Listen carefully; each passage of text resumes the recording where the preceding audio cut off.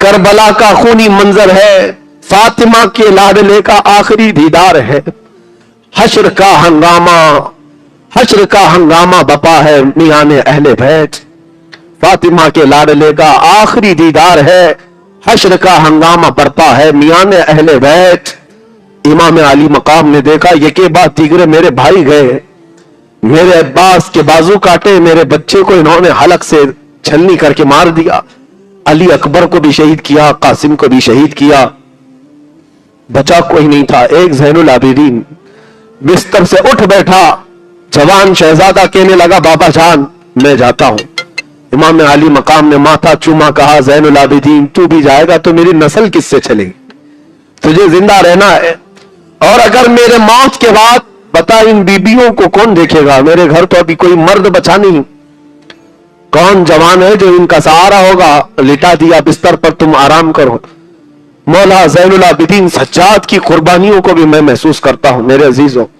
امام زین العابدین جو کربلا کے میدان میں لیٹے لیٹے دیکھتے تھے، جانتے ہو ان کی زندگی کیسی ہو گئی تھی؟ کربلا کے بعد جب یہ مدینے واپس گئے تھے تو کبھی بھی کسی قصاب کی دکان کے پاس کھڑے ہوتے تو رونے لگ جاتے تھے، کھلا گوشت دیکھتے، کوئی کسائی جو گوشت بیچتا تھا، امام زین العابدین آتے تھے تو جلدی چادر ڈال دیتے گوشت پر۔ لوگ پوچھتے کیوں؟ کہا وہ جو امام آ رہے ہیں نا، اب یہ کچا گوشت دیکھیں گے رونے لگ جاتے ہیں، کیونکہ انہوں نے اپنے گھر کے گوشت کے ٹکڑوں کو دیکھا تھا، ان کی زندگی ایسی ہو گئی تھی۔ امام زین العابدین نے ایک بار ایک کسائی کو بلایا اور پوچھا تم جانوروں کو کیسے ذبح کرتے ہو؟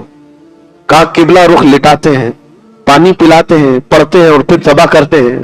چیخ ماری اور کہا دنیا والے جانوروں کو پانی پلا کر ذبح کرتے، میرے باپ کو کوفیوں نے 3 دن کی پیاس کے بعد ذبح کیا تھا، میرے گھر والوں کو 3 دن کی پیاس کے بعد ذبح کیا تھا۔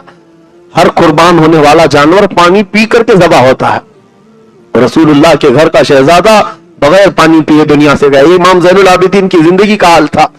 عزیزان گرامی وقار، غم ان کا حق تھا۔ کئی مرتبہ مدینے والے ان کے پاس آتے اور ان کو ہنسانے کے لیے کوئی باتیں کہتے ہیں، آپ ہنستے نہیں، زندگی بھر کسی نے آپ کو ہنستے ہوئے نہیں دیکھا۔ لوگ کہتے غم ہو گیا، کبھی تو مسکرائے۔ امام زین العابدین کہتے تم اس سے ہنسنے کی امید رکھتے ہو جس کے سامنے اس کے باپ کے ٹکڑے ہیں، اس کے بھائی کے ٹکڑے، اس کے گھر کی عورتیں بے آبرو ہو گئیں، تم اس کے ہنسنے کی امید رکھتے ہو۔ لوگوں خیر کرو، شکر کرو کہ آنسو نکلتے ہیں، یہاں تو خون نکلنا چاہیے۔ یقیناً ان کے گھر پر جو حالات آئے، میں سمجھتا ہوں دنیا میں کسی اور کے پاس ہوتے تو اتنا بڑا امتحان نہیں دے سکتا تھا، امام حسین عظیم اس قائد کو لاکھوں سلام۔ اب اس میدان کربلا میں بیویوں کے سامنے آئے، سیدہ زینب جلدی سے ایک صندوق لے کر کے آئیں، پیٹی لے کر آئیں اور اپنے بھائی کو صندوق کھول کر ایک جبہ پہنانے لگی۔ وہ رسول کریم صلی اللہ تعالی علیہ وسلم کا جبہ مبارکہ تھا۔ امام حسین نے کہا میری بہن، میری ہمشیرہ آج تو کیوں پہنا رہی ہے؟ کہا بھائی جان یہ جبہ میرے اماں نے دیا تھا، سیدہ کائنات فاطمہ زہرا نے دیا تھا اپنی موت سے 2 دن پہلے، اور کہا تھا بیٹی اس کو سنبھالے رکھنا، میرا لاڈلا ایک دن میدان میں اترے گا، اس وقت اس کے آس پاس کوئی نہیں ہوگا، تو اپنے ہاتھ سے اس کو یہ جبہ پہنانا، اس لیے کہ اس کو اس کی ماں سے بڑی محبت ہے۔ امام حسین کو یہ کہتی ہوئی وہ جبہ پہناتی رہی۔ امام علی مقام اپنی ماں کو یاد کر کے رو پڑے، کیوں نہ روئیں؟ ایک امام مسلم ہے جنہوں نے ایک روایت بیان کی ہے، وہ کہتے ہیں میں نے خواب میں دیکھا تھا ایک بوڑھی عورت اپنے چہرے پر چادر ڈالی ہوئی جھاڑو لے کر میدان جھاڑ رہی ہے۔ میں قریب جا کر پوچھا بی بی تم کون ہو؟ وہ اپنا چہرہ نہیں دکھاتی اور کہتی ہے میں محمد الرسول اللہ کی بیٹی فاطمہ ہوں۔ کہا یہاں کیوں جھاڑ رہی ہو؟ کہا کل میرا بچہ یہاں گر کر شہید ہونے والا ہے، اس میدان کی کنکریاں صاف کر رہی ہوں۔ میرے عزیزوں اس فاطمہ الزہرا کے اس عظیم لاڈلے کا آخری دیدار ہے، جس کے حلقوم کو میرے مصطفیٰ نے چوما ہے، ان کا آخری دیدار ہے۔ جو دوش پیغمبر کا راکب سوار ہے اس کا آخری دیدار ہے، جن سے شریعت مصطفیٰ چلی اس کا آخری دیدار ہے۔ رسول اللہ کا جبہ پہنا، امامہ پہنا، हैदर कर्रार की तलवार जुल्फिकार हाथ में ली, जाफर तैयार का पट्टा और हजरत अमीर हमजा का नेजा हाथ में लिया। सारे तबरुकात एक साथ जेब तन किए। इमाम आली मकाम ये सारे तबरुकात पहनकर खीमे से निकलना ही था कि औरतों की आवाजें आ गई। कहा, छोटी सकीना आई और कहा, बाबा जान ये कूफी तो 6 माह के बच्चे को पानी न पिला सके, आपके बाद ये हमारे साथ क्या करेंगे? आप किसके हवाले हमें छोड़ रहे हैं? इमाम हुसैन ने सिर्फ इतना कहा, सकीना अल्लाह उसके रसूल के हवाले तुम्हें करके जा रहा हूं। सैयदा सकीना से कहा, बेटी चाहे जैसे भी हालात हो जाए तू अपने हिजाब की पाबंदी रखना, तू अपने पर्दे की पाबंदी रखना। ये आखिरी वसीयतें थी अपने खानदान की अहली औरतों के लिए। और बीबियां ये चेहरा देखती रह गई। मेरे अजीजों, हम तो जनाजा जाते हुए लोगों का देखते हैं, रो पड़ते हैं, लेकिन वो जिंदा जावेद घर से जब रुखसत हो रहा है दूल्हा बनकर, घोड़े पर सवार हुआ और वो अजीम उनका घोड़ा, जो वफादार घोड़ा जो हर जंग में आपके साथ रहा, आज वो घोड़ा भी बढ़ने को तैयार नहीं था। आगे बढ़ने को उसको एड़ लगाई, उसको मारा, आगे बढ़ने को तैयार नहीं था। मौला हुसैन ने देखा घोड़े से उतरकर बीबी सकीना उसकी टांगों को पकड़े हुए बैठी हुई है और बार बार घोड़े से कहती जाती है कि ऐ घोड़े, ऐ सवारी, मेरे बाबा जान को न लेना, इसलिए कि आज अगर तू सवार करके ले जाएगा तो ये वापस नहीं आएंगे। नन्ही सकीना को आपने गोद में उठा लिया और कहा, इस अजीम सवारी को ना रोकना, इसलिए कि आज मेरे इम्तिहान का दिन है और तुम्हारे सब्र के इम्तिहान का दिन है। ये कहते हुए इमाम आली मकाम घोड़े को दौड़ा दिए। ये आखिरी दीदार था खीमे हुसैन की तरफ से। जो ये शहजादा गुल कबा रसूलुल्लाह का यह हसीन शहजादा निकला तो मैदान करबला में आकर फिर वो खुतबा दिया जो हुर बिन यजीद के सामने दिया था, अम्र बिन साद के सामने दिया था। आज 10वीं मुहर्रम थी, जुमा का दिन था और ऐन ज़ोहर का वक्त है।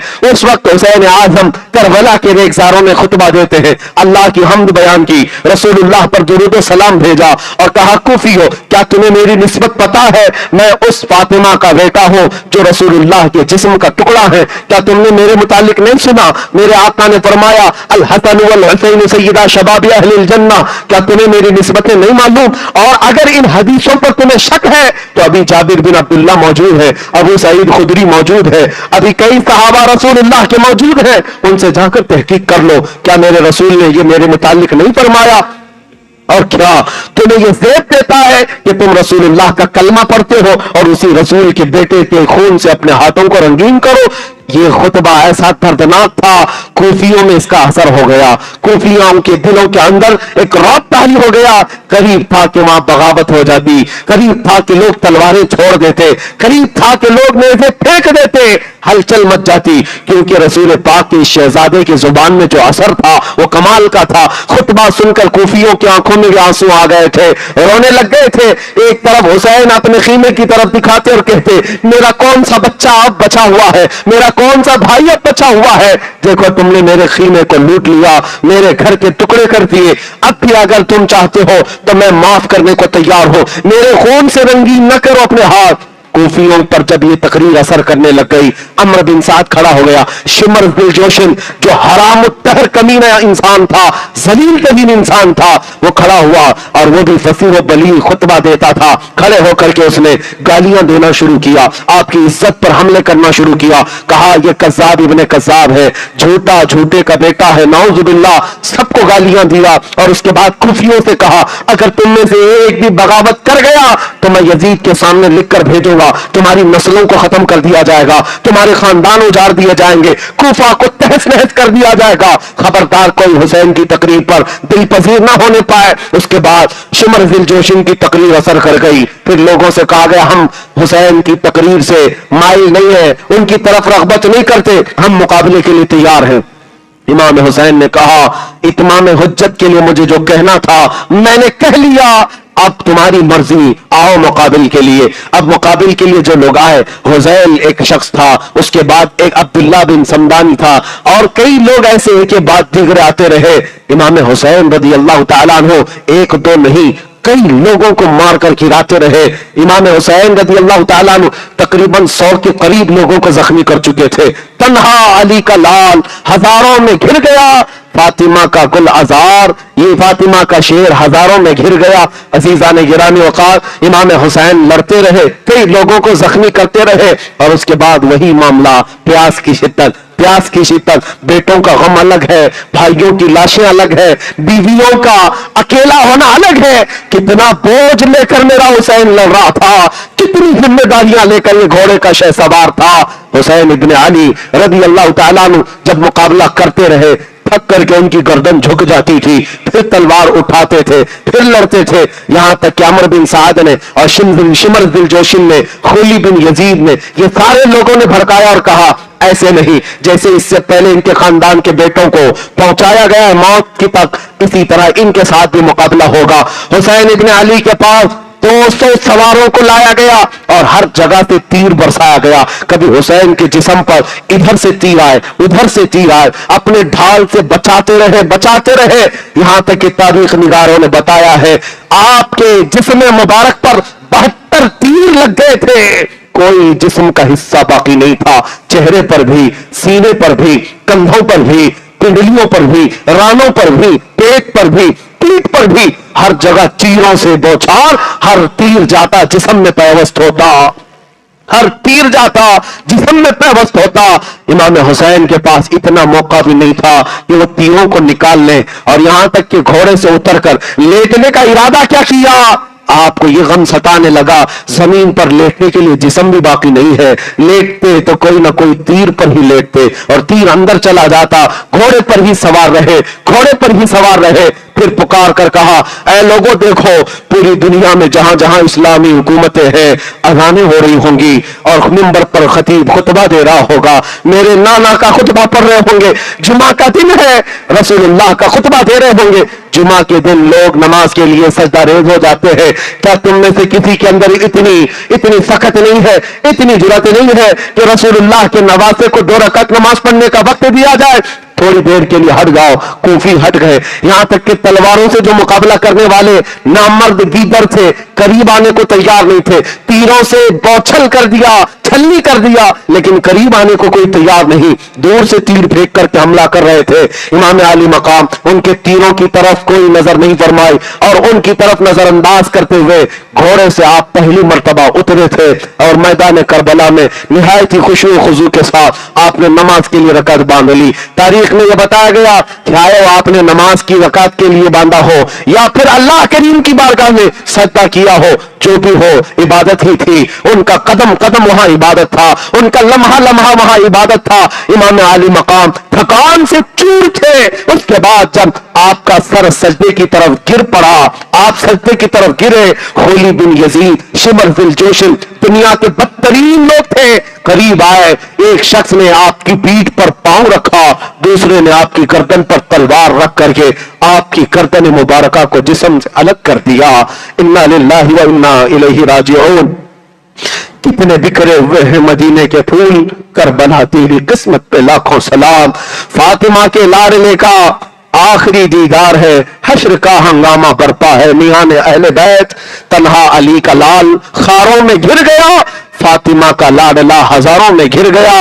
हुसैन इब्ने अली की शहादत हुई, लोगों में आवाजें बुलंद हो गई, तबल बजने लग गए, नक्कारे बजने लग गए, झंडे उठा दिए गए और उसके बाद जश्न का माहौल था।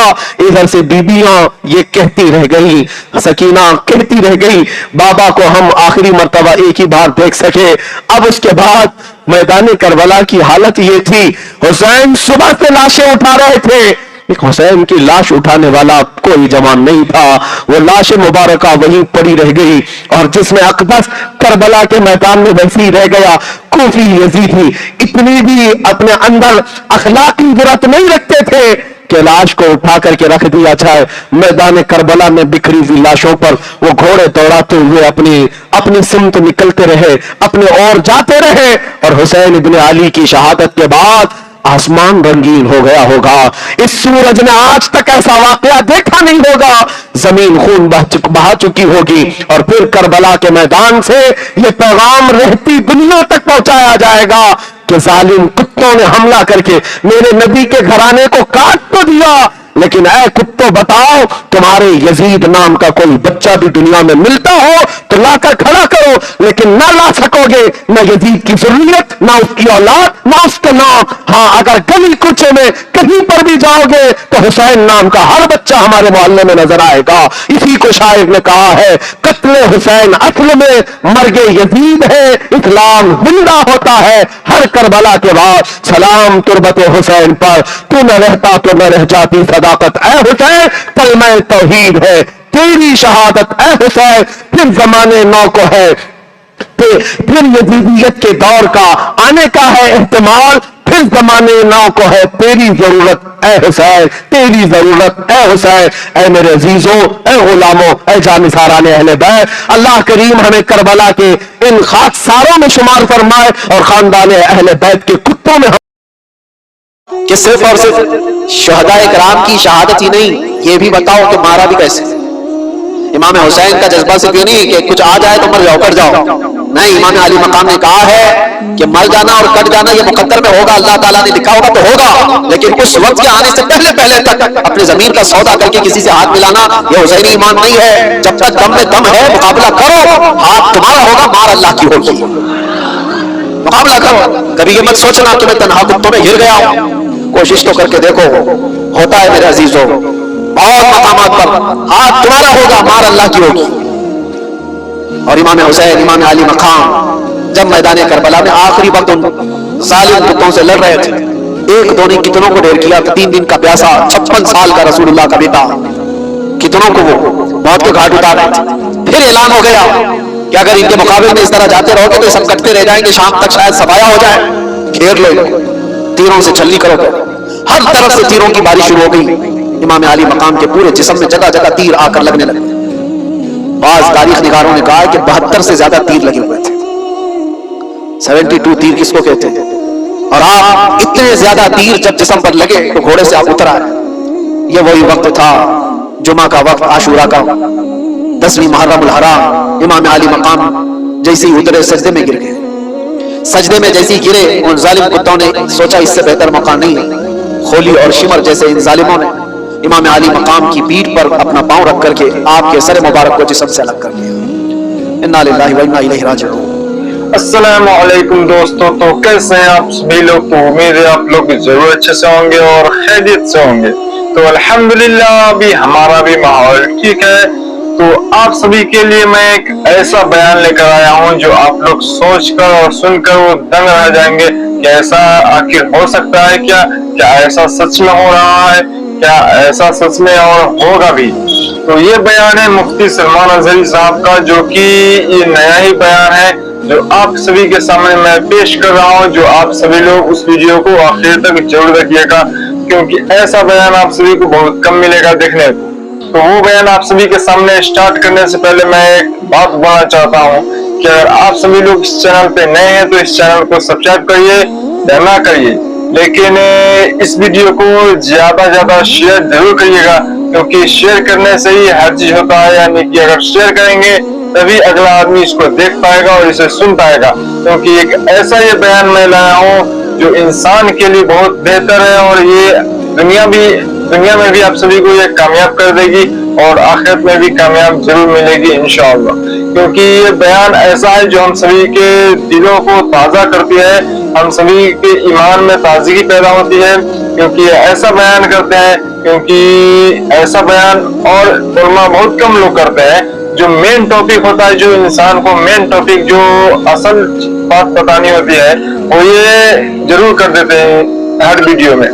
تو وہی ویڈیو میں لایا ہوں آپ سبھی کے سامنے، تو اس ویڈیو کو چھوڑ کر نہیں جائیے۔ اگر آپ سبھی لوگ کہیں سے بھی دیکھ رہے ہیں، آپ سبھی لوگ اپنا کمنٹ رکھنا چاہتے ہیں تو رکھ سکتے ہیں، نہیں تو کوئی بات نہیں، آپ لوگ اس ویڈیو کو لاسٹ تک ضرور دیکھیے۔ تو بنا دیری کے اس ویڈیو کو آپ کے سامنے میں پیش کر رہا ہوں، یہ وہ ویڈیو، آپ لوگ اسے آخر تک ضرور دیکھیے۔ انہی برے حالات کے درمیان اسلام کا پرچم بلند کرنا اور اپنے نبی پاک صلی اللہ تعالیٰ علیہ وسلم کی عزت پر پہرا دینا، یہ ایک ایسا تاریخی قدم ہے، کل کو آنے والی نسلوں کا ایمان بھی تم سے جڑا ہوا۔ کل کو آنے والی نسلوں کے جذبے اور ان کے حوصلے بھی تمہاری زندگیوں سے جڑے ہوئے ہیں۔ آج اگر تم بزدل ہو گئے، پھسل گئے، تو کل تو وہ لوگ پوچھیں گے محمد کس کا نام تھا؟ معاذ اللہ رب العالمین۔ اگر آج تم مصلحتوں کے پردوں میں چھپ کر کے رہیں، ہاں زیادہ سے زیادہ ہمارے ساتھ کیا ہونے والا ہے وہ سب کو پتا ہے، انجام کیا ہو سکتا ہے اس دنیا میں، سب سے زیادہ یہی ہو سکتا ہے موت آئے گی۔ اور سنیو، اس بات سے اگر خوف ہے تو پھر کربلا سنتے کیوں؟ کربلا کی داستانیں کیا مزے لے کر سننے کے لیے؟ سید الشہداء امام علی مقام رضی اللہ تعالیٰ عنہ کو دیکھو، ان کے حلقوں میں تیر چلا کر امام کے ہاتھ میں ہی ان کے بچے کو شہید کیا تھا۔ کیسے وہ اپنے ہاتھ میں بچہ اٹھا کر کے کھڑے ہوں گے؟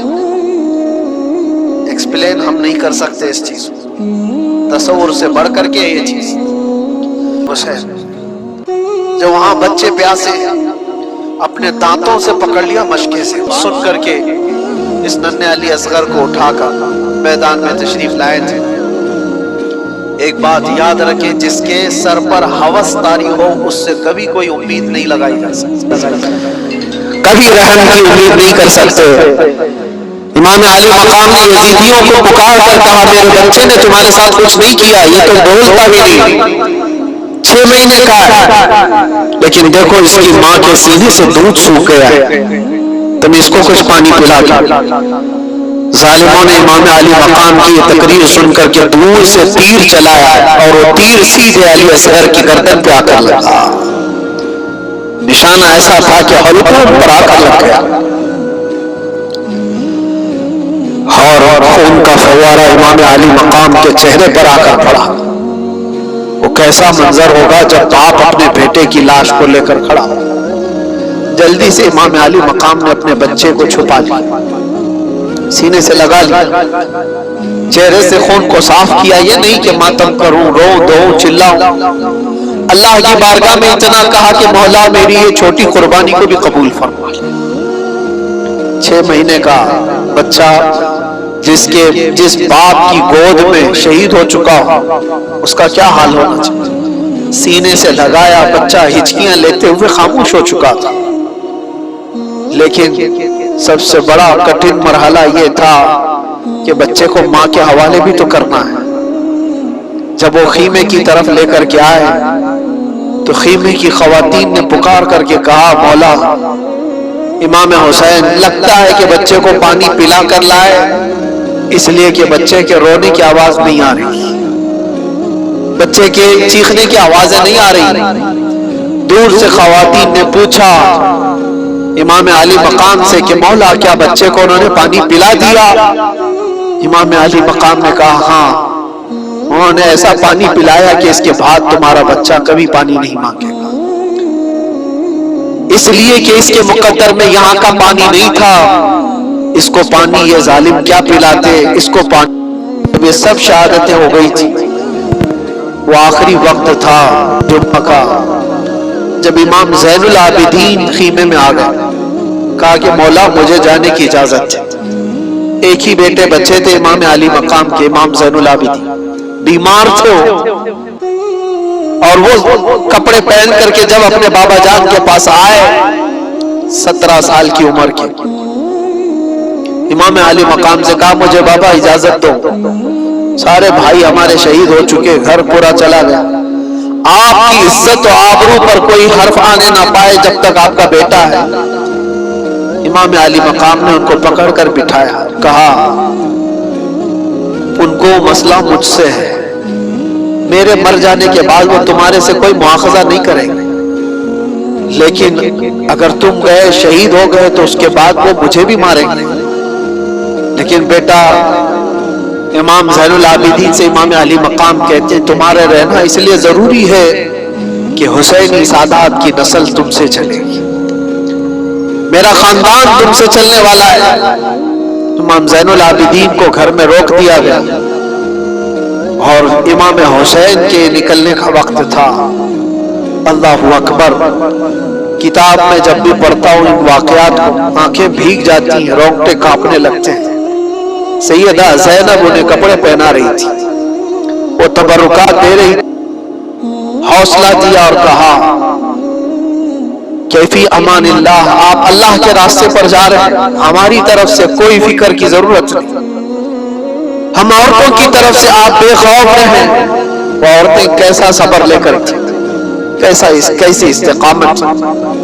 امام علی مقام آخری مرتبہ اس گھوڑے پر سوار تھے، لیکن تاریخ نگاروں نے یہ بھی بتایا کہ گھوڑا آگے بڑھتا نہیں تھا، جو امام علی مقام کا گھوڑا ہمیشہ سفر میں رہتا ہے، گھوڑا میدان جنگ میں آگے بڑھ نہیں رہا تھا، تو آپ نے اتر کر کے دیکھا تو گھوڑے کی دونوں ٹانگوں کو بی بی سکینہ پکڑی ہوئی بیٹھی تھی، اور وہ یہ التجائیں کر رہی تھی کہ بابا کو مت لے جانا، اس لیے کہ جو گیا واپس نہیں آیا۔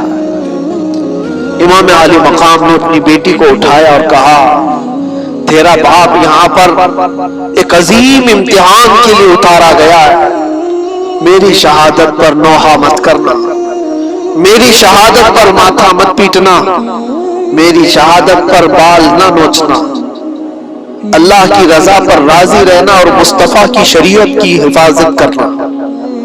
یہ آخری وصیت تھی اپنی بیٹی کو۔ اور جب گئے مولا امام حسین، آخری وقت بھی امام علی مقام نے ان کو موقع دیا، یزیدیوں کو کہا اب بھی جو کچھ ہو گیا ہے اس کو ختم کیا جا سکتا ہے، میرے گھر والے سب قتل ہو گئے، اب بھی تم کو موقع دیتا ہوں کہ میرے قتل سے اپنے ہاتھوں کو رنگین نہ کرو، ورنہ قیامت میں کیا منہ لے کر کے آؤ گے میرے نانا کے پاس، کیا جواب دو گے؟ آخری خطبہ بھی امام علی مقام کا میدان کربلا میں گونجتا رہا، لیکن یزیدیوں پر کوئی اثر نہ ہوا۔ ایک بات میں آپ کو بتاؤں، یہ نہ اثر ہونے والی بات کب آتی ہے؟ جب کسی پر کوئی بات اثر نہیں کرتی ہے تو یہ وہی مقام ہوتا ہے جب دل دنیا کی لالچ میں مردہ ہو چکا ہو، آج بھی ہو سکتا ہے۔ اور کہا گیا جب کسی کا دل مردہ ہوتا ہے لالچ میں، دنیا کی لالچ میں، اس کے لیے ماں سے زنا بھی کوئی بڑی بات نہیں ہوتی۔ اسی لیے ہمیشہ یاد رکھو، دل کے مردہ ہونے سے پہلے اپنے دلوں کا علاج کرو۔ دل جس کا مردہ ہوتا ہے اسے کوئی احساس ہی نہیں ہوتا کون مر رہا ہے کون جی رہا ہے۔ اسی لیے میرے عزیزوں، وہ یزیدی جو وہاں کھڑے تھے وہ مردہ دل تھے، لالچ سوار تھی، دنیا کی ہوس سوار تھی۔ امام علی مقام کے دیے ہوئے خطبوں کا کوئی اثر نہیں ہوا، ان کو خطبہ سننے کی ضرورت کیا تھی، صرف اتنا دیکھ لیتے چہرے امام حسین میں جلوہ رسول نظر آ رہا تھا۔ کیا ان کو یہ نہیں معلوم تھا کہ یہ فاطمہ زہرا کا لاڈلا ہے؟ کیا انہیں نہیں معلوم تھا یہ حیدر کرار کا لخت جگر ہے؟ کیا انہیں نہیں معلوم تھا کہ رسول اللہ نے کہا ہے اپنی حدیث پاک میں الحسن والحسین سیدہ شباب اہل الجنہ، حسن اور حسین جنتی جوانوں کے سردار ہیں؟ یہ سب باتیں ان کو نہیں معلوم تھی؟ سب معلوم تھی، لیکن تف ہے، لعنت ہے دنیاوی ہوس اور حرص کا کہ جب یہ کسی کے دل پر سوار ہو جاتی ہے تو پھر تمام احساسات اس کے ختم ہو جاتے ہیں، ایک ہی چیز نظر آ رہی ہوتی ہے، دنیا دنیا دنیا۔ وہ نسبتوں کا احترام نہیں کرتا۔ لیکن تذکرہ امام حسین کا اس لیے ضروری تھا کہ آج کی یہ رات مولا حسین کی کیسی رات رہی، جب آپ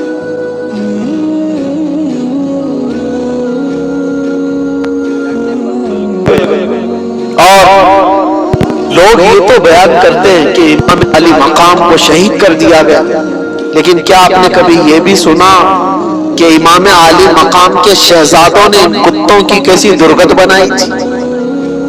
ایک شہزادے نے 100 پر حملہ کیا تھا، ایک شہزادے نے 100 پر حملہ کیا ہے، اسی لیے تو وہ مقابلہ تنہا کر نہیں پاتے تھے۔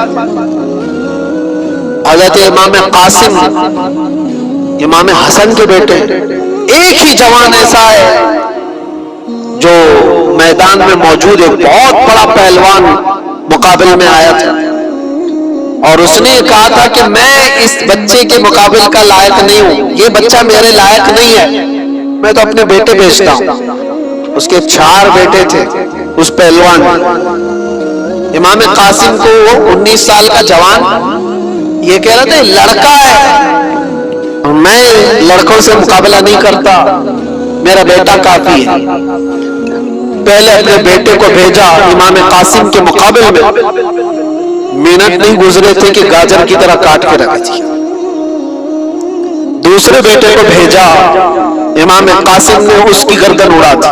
تیسرا آیا، تیسرا بھی مر گیا۔ چوتھا آیا، چوتھا بھی مر گیا۔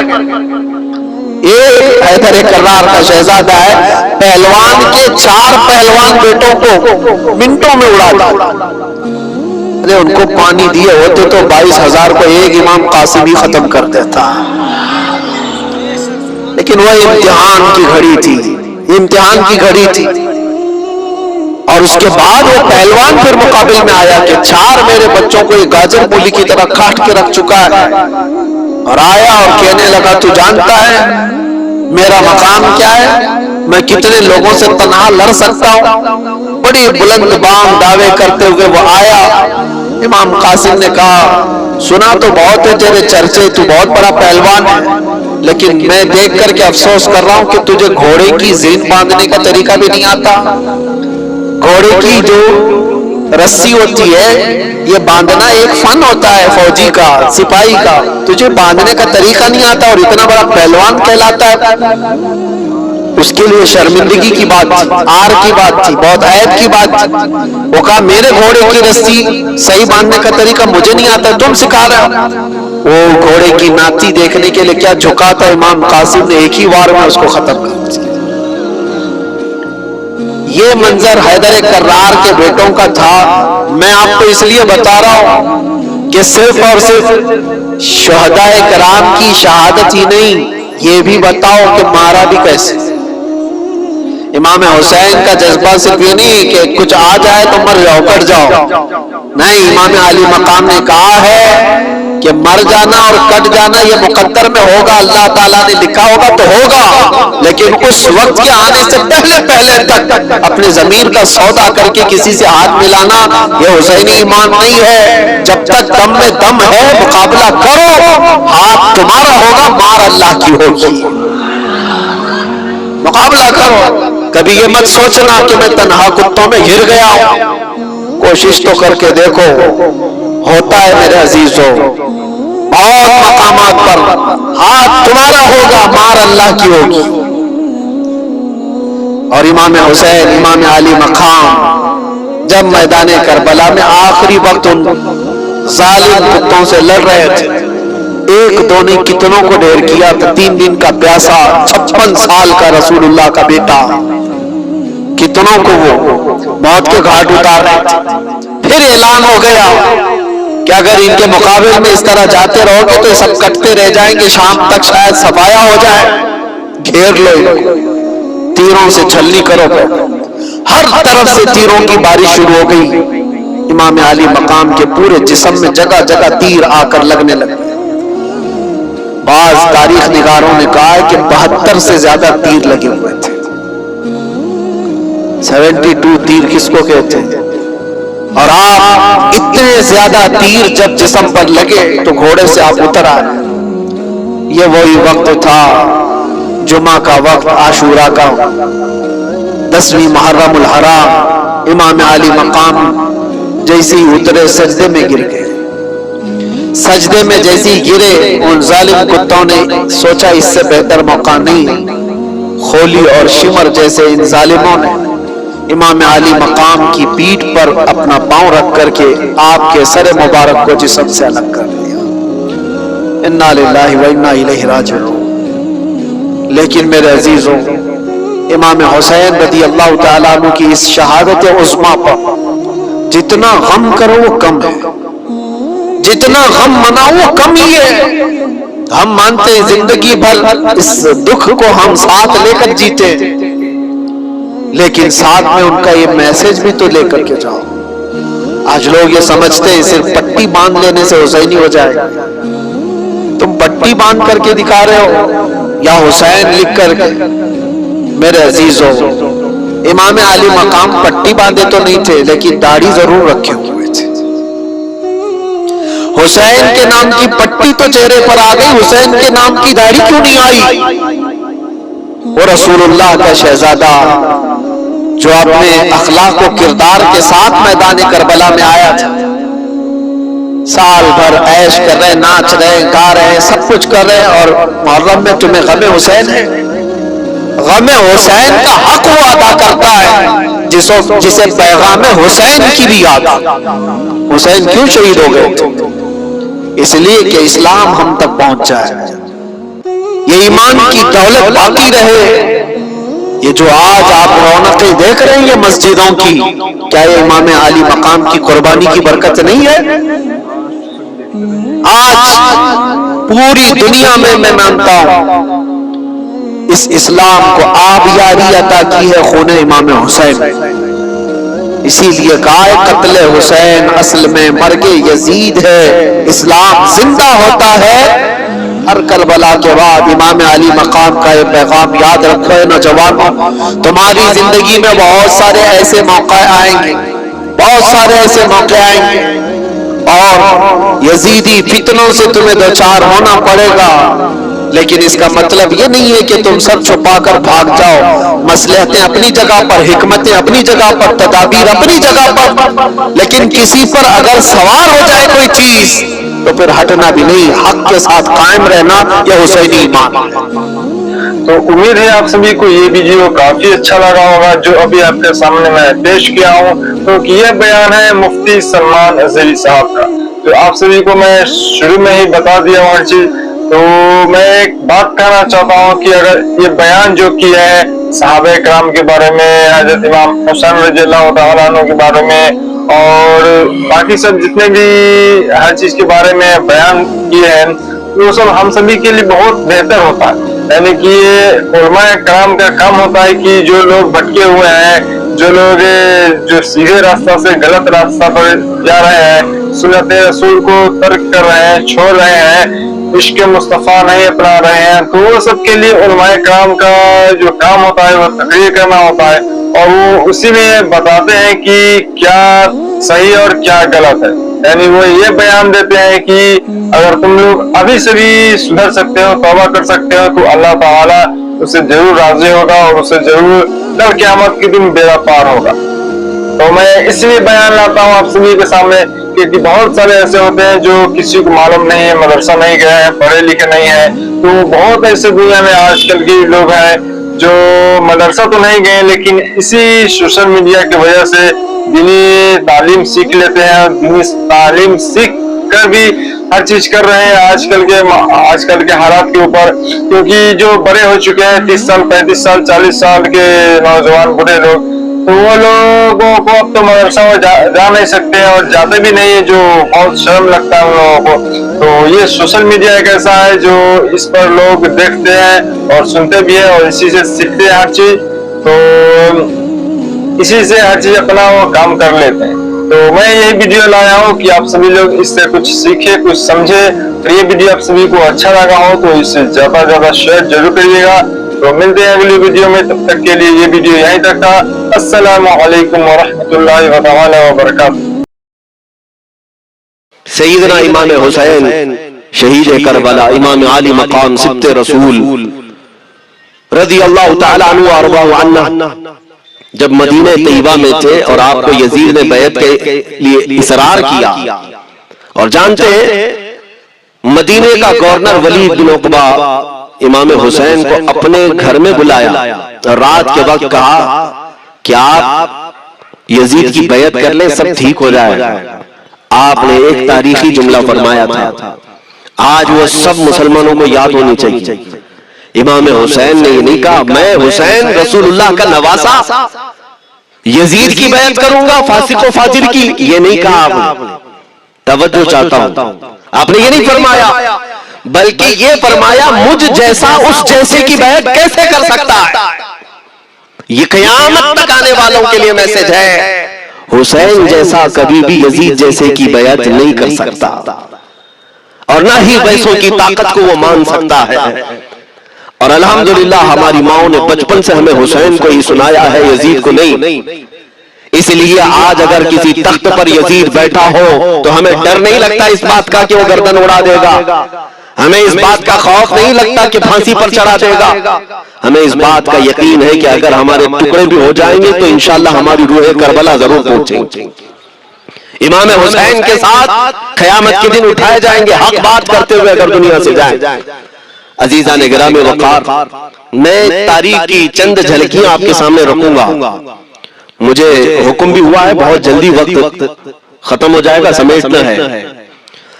میں چند مثالیں آپ کے سامنے رکھتا ہوں۔ طاقت کسے کہتے ہیں، قوت کسے کہتے ہیں؟ جیم میں جا کر باڈی بنانے والا طاقتور ہے، کاجو بادام کھانے والا طاقتور ہے، مکے مارنے والا طاقتور ہے، کون ہے طاقتور؟ طاقت کسے کہتے ہیں؟ میرے عزیزو، اصل طاقت تو یہ ہے کہ تم استعمال اپنے ہاتھ پر کچھ بھی نہ کرو لیکن کھلبلی دوسروں میں مچی رہے، یہ اصل طاقت ہے، یہ رب تعالیٰ کی طرف سے دی ہوئی ہوتی ہے، انعام۔ ورنہ آپ سوچ سکتے کہ حسین اعظم کے ساتھ جو لوگ آئے تھے وہ کل قافلہ کتنا تھا؟ الگ الگ روایتیں، امام حسین کے ساتھ 135 لوگ تھے، بعض روایات میں ہے 96 تھے، 96 لوگ تھے، بعض روایت میں 82 تھے، شہید ہونے والوں کی تعداد 72 ہے، لیکن اس بات پر اکثر علماء محدثین کا خیال ہے کہ 82 لوگ تھے، 82 لوگ تھے۔ 82 کے مقابل میں کتنے لوگوں کو آنا چاہیے راستہ روکنے کے لیے؟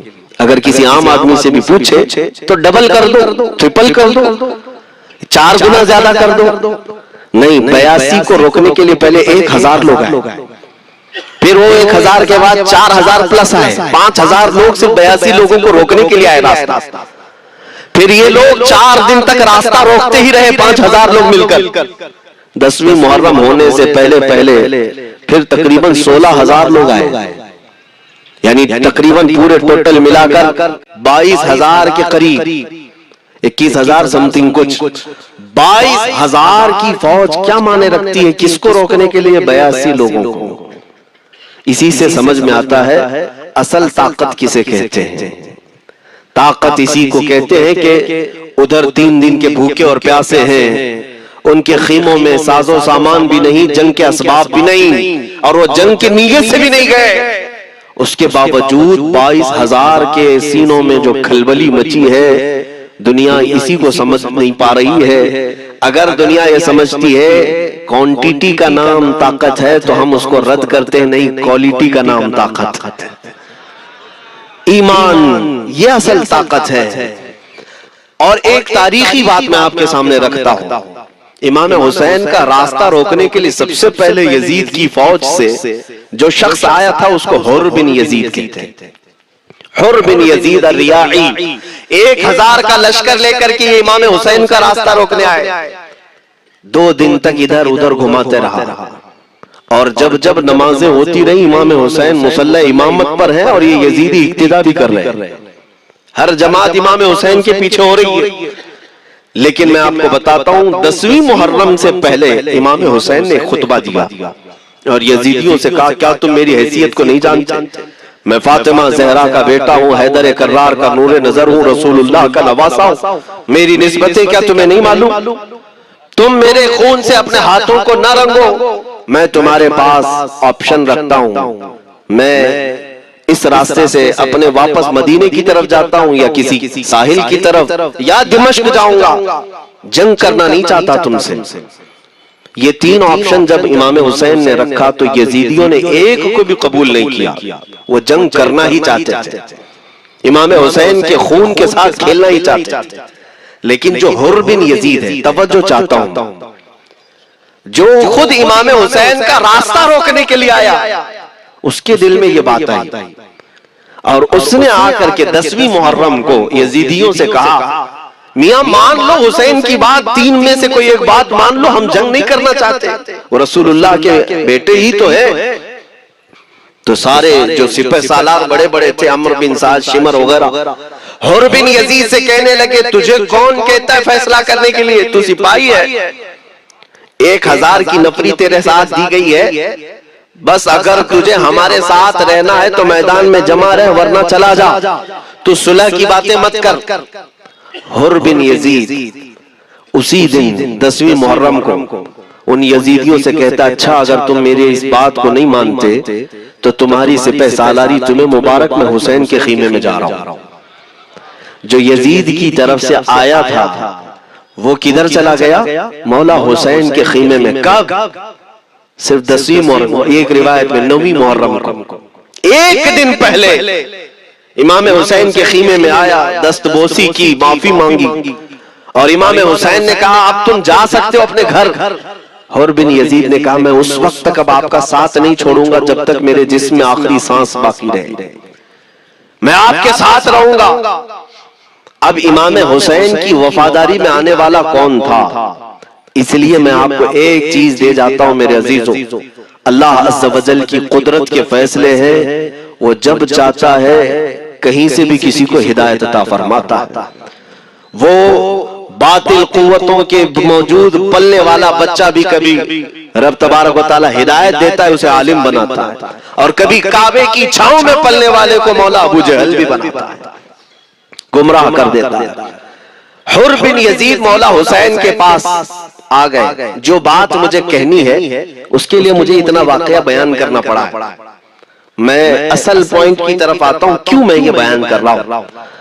جب 10ویں محرم کو جنگ شروع ہوئی, عمرو بن سعد نے تیر چلایا, تو جانتے ہیں خیمہ حسین کی طرف سے سب سے پہلے میدان میں اترنے والا یہ حر بن یزید ہی. یہی اترے اپنے گھوڑے پر سوار ہو کر انہی یزیدیوں سے لڑنے کے لیے جن کی فوج میں یہ آئے تھے, ان کے مقابل میں لڑنے کے لیے گئے. اور جب لڑنے کی ابتدا ہوئی صبح سے دوپہر کے قریب تک وہ لڑتے رہے, زوال تک. اب جو بات کہنا ہے توجہ سے سنو.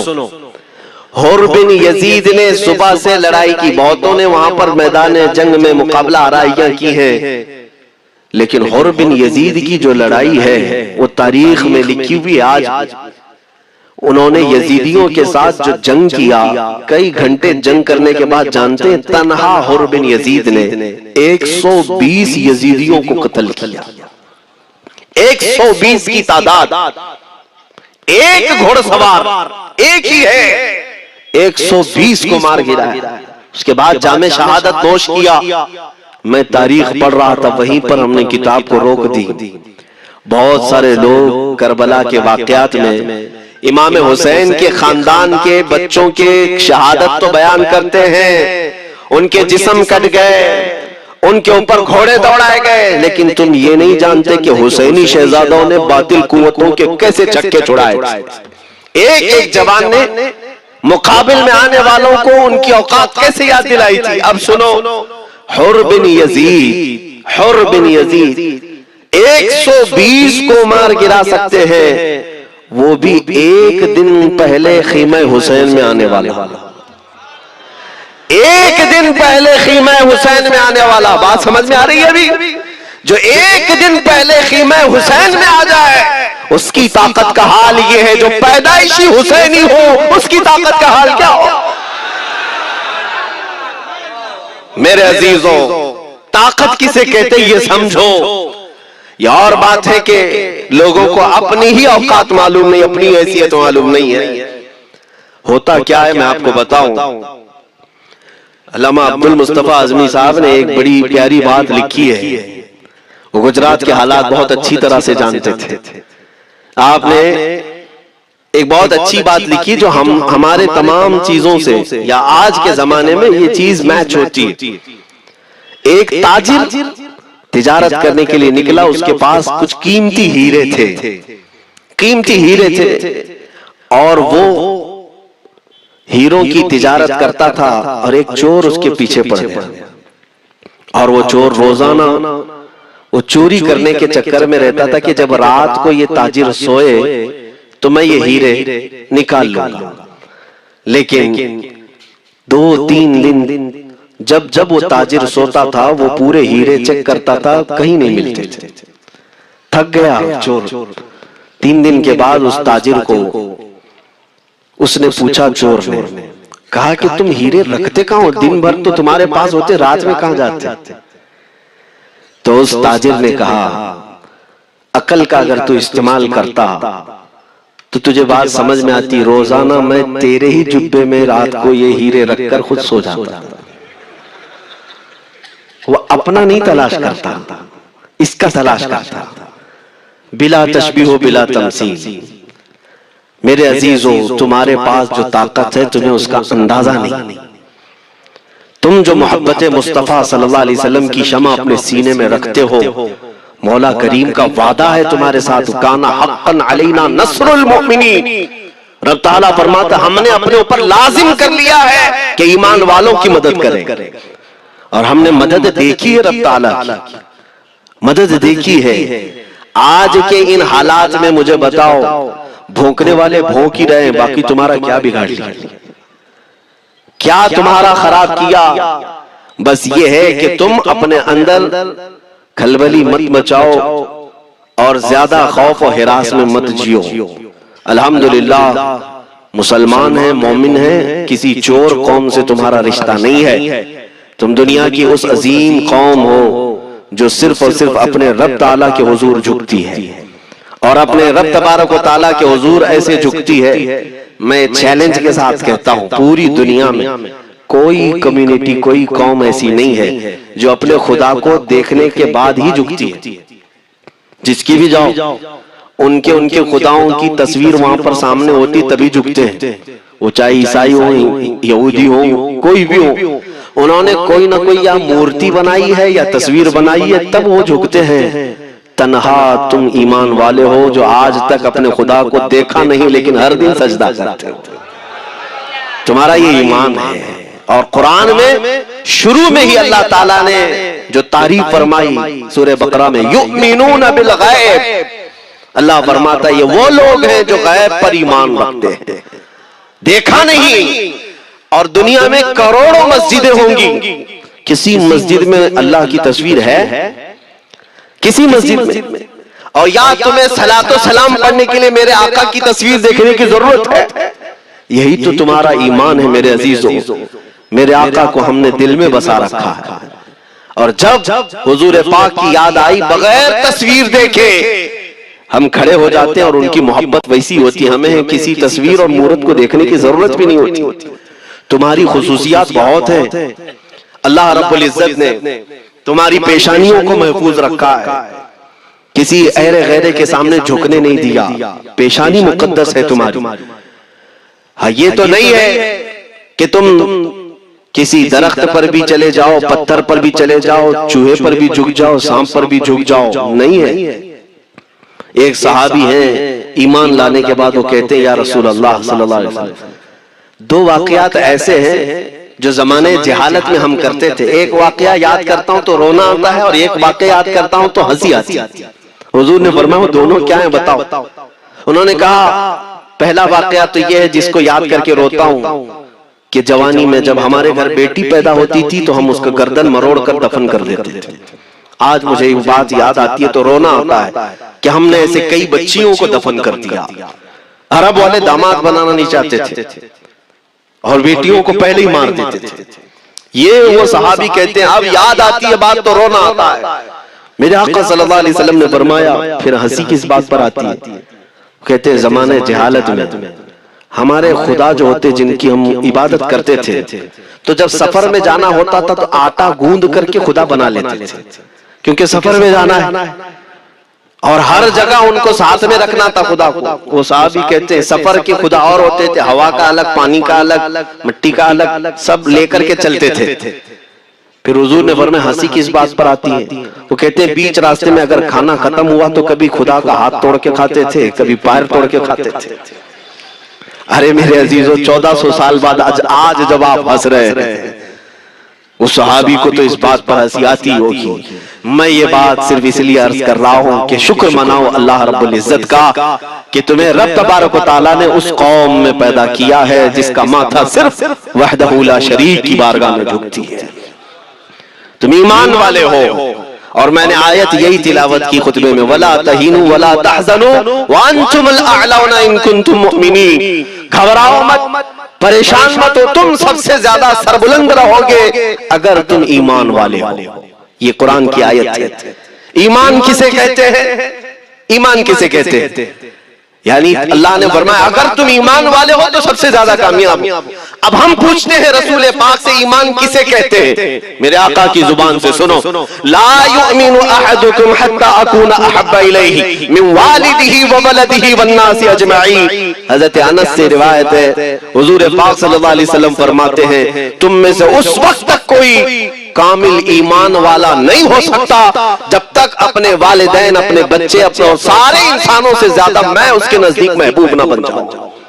حضور سے کامل محبت جب تک نہ کرو گے تب تک ایمان بھی کامل نہیں ہے۔ خلاصہ کلام یہی ہے کہ محمد سے وفا تو نے تو ہم تیرے ہیں، یہ جہاں چیز ہے کیا لوح و قلم تیرے، بس اسی بات پر آپ کو آنا ہے۔ اقبال بھی یہ کہتا ہے میں جرمنی گیا، یورپ کا سفر کیا، وہاں کی ترقیوں کو دیکھا اور وہ لوگ بہت آگے بڑھ رہے تھے، میں اسی لیے سفر کیا کہ میں وہاں تحقیق کر کے آؤں، دیکھوں اپنی قوم کو آ کر کے میں بتاؤں مسلمانوں کو کہ کس فیلڈ میں تم جاؤ گے تو کامیاب ہوں گے، سائنس میں، فزکس میں، جغرافی میں، کیمسٹری میں، میتھس میں، کون سی فیلڈ میں تم جاؤ گے تو زیادہ ماہر ہوگے۔ کئی سال اقبال نے وہاں کی خاک چھانی، تحقیقات کیا اور واپس جب آیا اپنی قوم کی طرف، علامہ اقبال کہتے ہیں میں ساری دنیا وہاں کی یورپ کی چھان کر کے آیا، یہی دیکھنے گیا تھا کہ میری قوم کس میدان میں اترے تو کامیاب ہوگی۔ تو لوگوں نے پوچھا کیا وہ تمہیں راز مل گیا؟ وہ کہتے ہیں ہاں مجھے راز مل گیا۔ لوگوں نے پوچھا کس میدان میں اترے؟ تو وہ اقبال کہتا ہے میں تو راز کو پہنچا، اپنی قوم کو بتاتا ہوں تمہاری ترقی کا راز صرف اتنا ہی ہے کہ محمد سے وفا تو نے، کہ محمد سے وفا تو نے تو ہم تیرے ہیں، یہ جہاں چیز ہے کیا لوح و قلم تیرے۔ ساری کامیابی کا اصل راز میرے آقا سے بے انتہا محبت ہے۔ میں دینی شخصیات کی بات اپنی جگہ پر، جس کو آپ دنیاوی علوم کہتے ہیں، لاؤ میتھس کا کوئی بہت بڑا ماہر ریاضی دان یا کوئی سائنٹسٹ آپ کو ایسا لگتا ہو، لاؤ میرے اعلیٰ حضرت امام احمد رضا فاضل بریلوی کے سامنے۔ جانتے ہیں آپ اس اعلیٰ حضرت فاضل بریلوی نے 55 علوم پر اپنی تحقیقات لکھ دی ہیں، باقی جانتے کتنے تھے وہ اللہ ہی بہتر ہے۔ ایک بات میں آپ کو بتا رہا ہوں، میتھس میں، میتھمیٹکس میں ان کے پاس ایسی ایجادات تھی۔ ایک کتاب اعلیٰ حضرت نے لکھی ہے جیومیٹری پر، آج کے بچے جو کالج پڑھتے ہیں وہ جانتے ہوں، جیومیٹری کی بھی کئی اس میں اقسام لکھی گئی ہیں، اور اعلیٰ حضرت نے ایک کتاب لکھی ہے کشف العلہ عن سمت القبلہ، قبلہ پہچاننے کا علم۔ تم تو آج وہ کمپاس لے کر کے پہچانتے ہو نا، اب تو موبائل میں آ گیا، موبائل کو گھماؤ، ادھر دکھا رہا ادھر دکھا رہا ادھر قبلہ۔ میرے عزیزو اسلام مشینوں سے نہیں چلتا ہے، اس کا سیل چلا گیا تو کیا تمہارا اسلام چلا جائے گا؟ اس کی بیٹری چلی گئی تو کیا تمہارا دین چلا جائے گا؟ نہیں، اسلام مکمل قواعد اور ضوابط کے ساتھ ہے، ساری مشینیں ختم بھی ہو جائیں، اسلام نے تمہیں قاعدے بنا کر دکھائے ہیں پریکٹیکل۔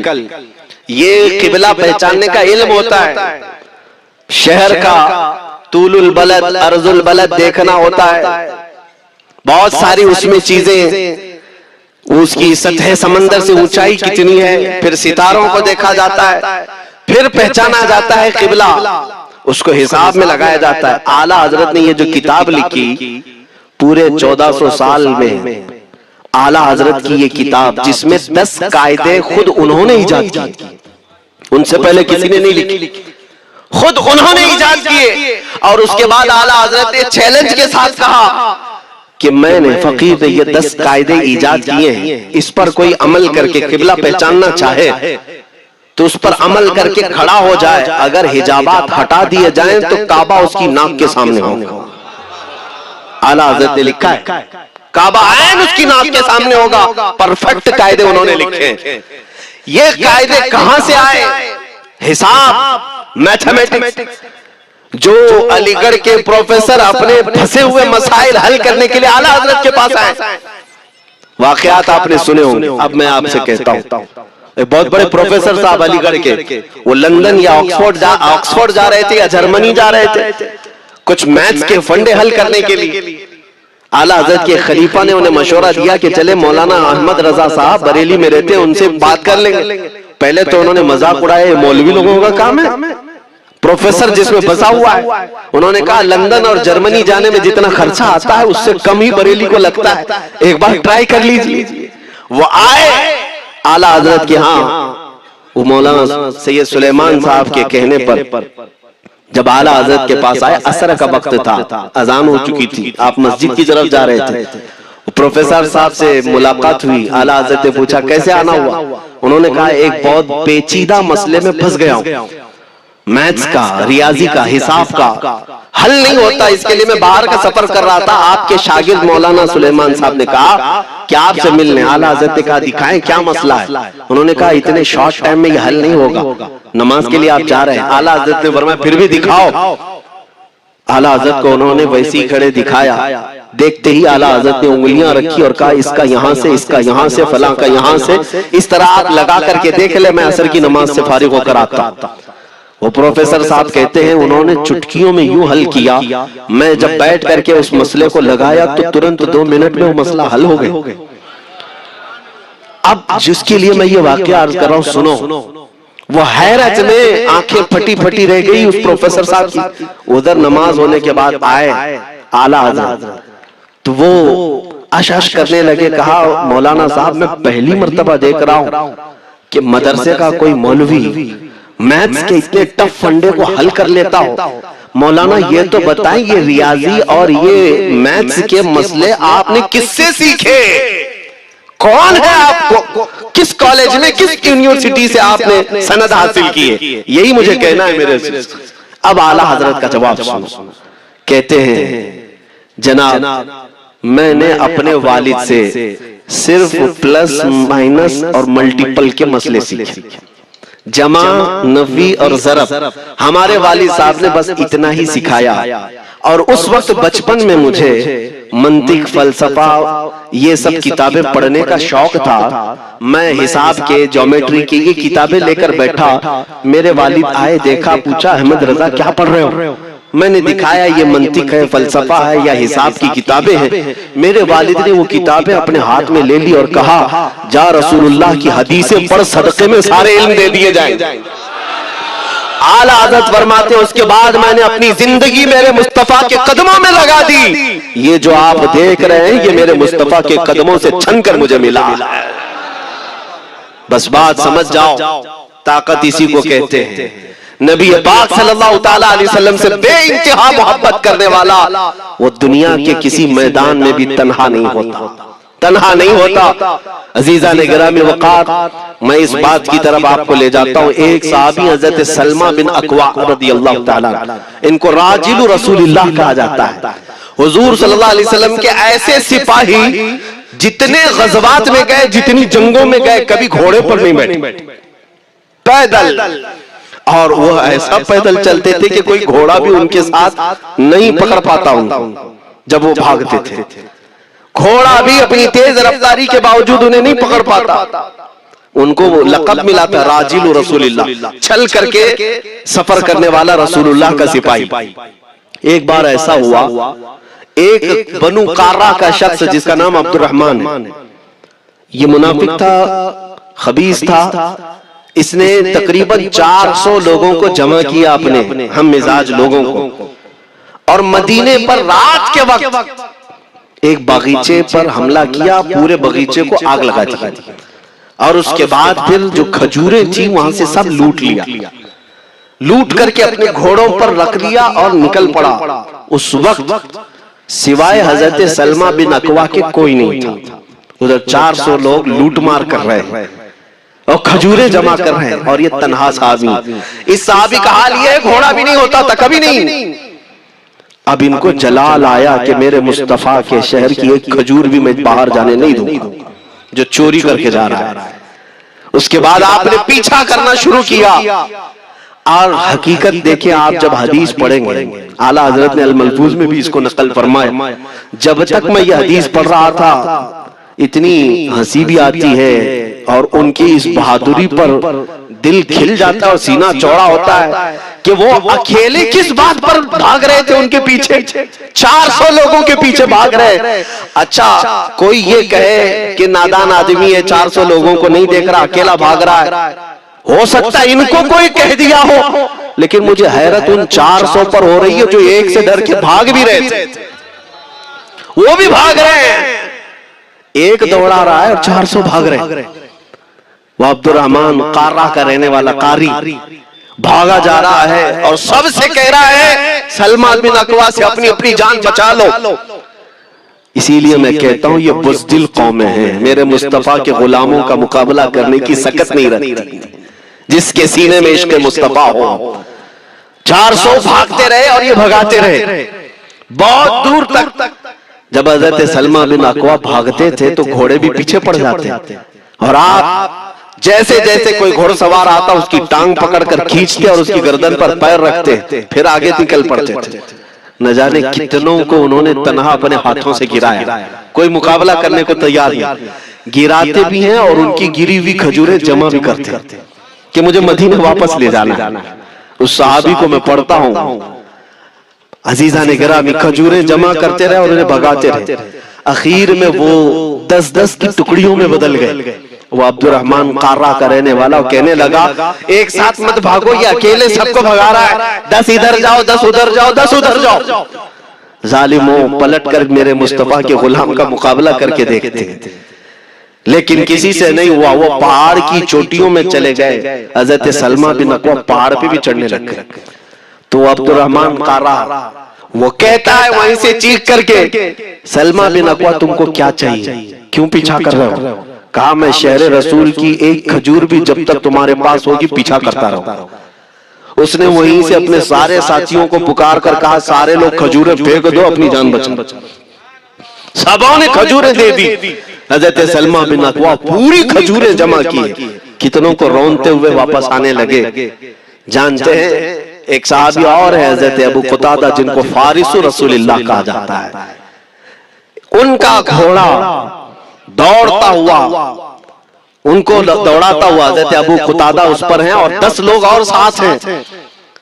وہ حضرت سلمہ بن اکوا کی مدد کے لیے آ گئے. جب وہ آئے تو یہ اکثر کو تو گرا چکے تھے، کھجوریں لے بھی چکے تھے. حضرت ابو قتادہ 10 صحابہ کے ساتھ جب آئے حضرت سلمہ بن اکوا کی اور مدد ہو گئی. اب یہ مدینے آنے لگے تو توجہ چاہتا ہوں. حضرت سلمہ بن اکوا نے پوچھا میں تو اکیلا دوڑا رہا تھا، کوئی مجھے نہ دیکھا تھا نہ یہ واقعی کی کسی کو خبر تھی، تم یہاں تک کیسے آئے؟ تم کو کس نے بھیجا میری مدد کے لیے؟ مسلمانوں یاد رکھو میرے مصطفیٰ کی وفاداری میں جب کوئی نکلتا ہے تو کہاں سے مدد آتی ہے اندازہ بھی نہیں ہوتا. حضرت سلمہ بن اکوا نے ان سے پوچھا ابو قتادہ سے تم آئے کیسے؟ حضرت ابو قتادہ نے جو جواب دیا وہ اور تعجب کا تھا. کہا ہم نے نہیں دیکھا، ہم کو معلوم بھی نہیں تم کس کے ساتھ گئے ہو، ہمیں یہ واقعہ بھی نہیں معلوم، لیکن ہم اپنے خیمے میں بیٹھے تھے، ہمارا یہ گھوڑا دوڑتا ہوا ہے.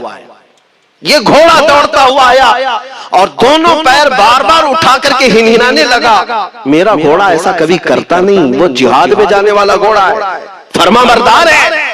ابو قتادہ نے اس کو سہلایا لیکن پھر بھی وہ خاموش نہیں ہوا. حضرت ابو قتادہ کہتے میں پہچان لیا وہ اپنی پیٹھ پر مجھے سوار کرنا چاہتا ہے. میں اس کی پیٹھ پر بیٹھ گیا. میرے ساتھی بھی تعجب میں تھے، اتنی وقت گزر جانے کے بعد گھوڑے کو نہ بھوک لگی ہے نہ پیاس لگی ہے، یہ کہاں لے جا رہا ہے؟ ابو قتادہ کہتے یہ گھوڑا ہے جو تجھ تک ہم سب کو لے آیا. حضرت سلمہ بن اکوا نے کہا ہاں مجھے یاد ہے جب میں ان 400 کو دوڑا رہا تھا تو تمہارا گھوڑا مجھے دیکھ رہا تھا. پتہ یہ چلا دنیا کا ہر جانور بھی میرے مصطفیٰ کا وفادار ہے. اگر تم نبی پاک صلی اللہ علیہ وسلم کی عزت و حرمت کے لیے اٹھتے ہو تو چونٹیاں اپنے سوراخ میں تمہارے لیے دعا میں مشغول ہو جاتی ہیں، مچھلیاں پانی میں تمہارے لیے دعائیں کرتی ہیں. عزیزان گرامی وقار آج میں اپنے جملوں کو سمیٹتے ہوئے یہ بات کہتا ہوں، دھوراجی کی سرزمین میں نے کبھی سنا نہیں یا کبھی آپ سے ملاقات نہیں کی، لیکن اتنا بڑا مجمع ہمیں جو سننے کے لیے بیٹھا، لوگ مسافے کے لیے آئے، پھول ہار پیش کیے، ٹوٹ پڑتے ہیں ملاقاتوں کے لیے. میں اکثر جلسوں میں بھی اور اپنے پروگراموں میں یہ کہتا ہوں مجھے جو آپ عزت کی نگاہ سے دیکھتے ہیں یا ملنا چاہتے ہیں یا دیکھنا چاہتے ہیں یا سننا چاہتے ہیں تو وہ اس لیے نہیں ہے کہ کسی باپ کا بڑے باپ کا بیٹا ہے یا کسی سیاسی پارٹی کا نیتا ہے. آپ کی جو محبت ہے وہ صرف اس لیے ہے. یہ ناز یہ انداز ہمارے نہیں ہوتے, جھولی میں اگر ٹکڑے تمہارے نہیں ہوتے یا رسول اللہ, جب تک کہ مدینے سے اشارے نہیں ہوتے روشن میری قسمت کے ستارے نہیں ہوتے. جو کچھ بھی عزت ملی ہے ہمیں آج وہ کسی اور صلاحیت کی وجہ سے نہیں. صاف میں بتا دیتا ہوں, میں مقرر آدمی نہیں, میں خطیب آدمی نہیں, میں وہ شعلہ بار مقرر نہیں ہوں کہ جن کی تقریروں سے لوگ بہت زیادہ نفع اٹھاتے ہوں. میں تو طالب علم آدمی ہوں. میرے آقا صلی اللہ تعالیٰ علیہ وسلم کے لیے اتنی وفا کرنا جانتا ہوں کہ میں نے یہ عہد کر لیا ہے, میرے جسم میں جب تک خون باقی رہے گا ایک بھی ظالم کتا میرے آقا کی طرف انگلی بھی اٹھائے ہم اپنی گردن بھی نچھاور کرنے کو تیار رہیں گے. میرے آقا صلی اللہ تعالیٰ علیہ وسلم کے لیے قربانی کا جذبہ ہے, اس لیے میرے آقا نے یہ عزت عطا کی ہے. پھر مجھے یہ کہنے کا حق بھی ہے, جب تک بکے نہ تھے تو کوئی پوچھتا نہ تھا, یا رسول اللہ تم نے خرید کر ہمیں انمول کر دیا.